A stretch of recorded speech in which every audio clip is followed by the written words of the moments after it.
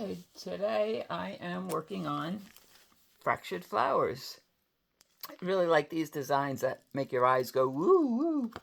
They're fun. Excuse me. The first thing I had to do was start sewing a bunch of strip sets. This is the dark strip set. I've got several of these. These need to be pressed. After they're pressed, they're going to be cut into squares, and then the squares will be cut into a bunch of triangles. I am now working on the light strip sets. Instead of 3 darks, there'll be 3 lights, and then the pink will be in the center. I've just started sewing onto these. I've just sewed the first two strips together, so I've got a lot of them. But what I wanted to show you, a couple of things. In order, when I start sewing a seam, so that it doesn't kind of like eat the beginning of the seam, like at some time, do I sew off onto waste pieces of fabric instead of just scraps of fabric? I tried to use something that I can turn into a project eventually.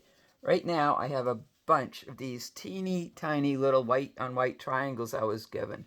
I am just got my crumb container and I'm sewing pieces onto these. And the next seam on this one will be across here.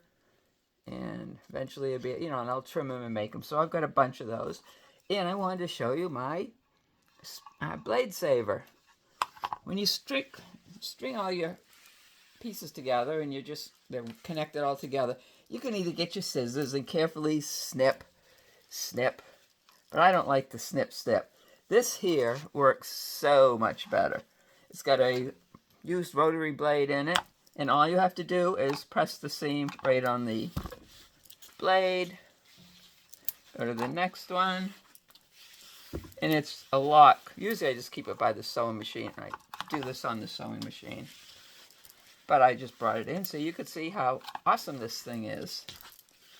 I don't remember, it wasn't real expensive, but it is one of my favorite notions. So I can just go through these a lot faster than if I was snipping them with snips or scissors or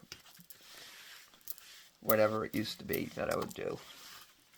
And then when I get these all done, I got to go back in the other room, and that's the last one, and get them all pressed. So they'll go in the and I'll press, and these here I'm going to be pressing these open and get them ready for the next seam. I'm not sure exactly how I'll use them, but they'll get used into something eventually. This one with a darker. And what else? Oh, I picked out the next quilt I'm going to be working on to quilt. And I've got this. This is my local guild's mystery quilt from a couple of years ago. So I've got to get that basted so I can quilt it. And I found this fabric in my stash. It's a little darker than I'd like to use, but I think it's enough of it, and I'm going to be using this on the back. So I've got to get this. I guess first thing I got to do is press this thing up. It's not pressed real well.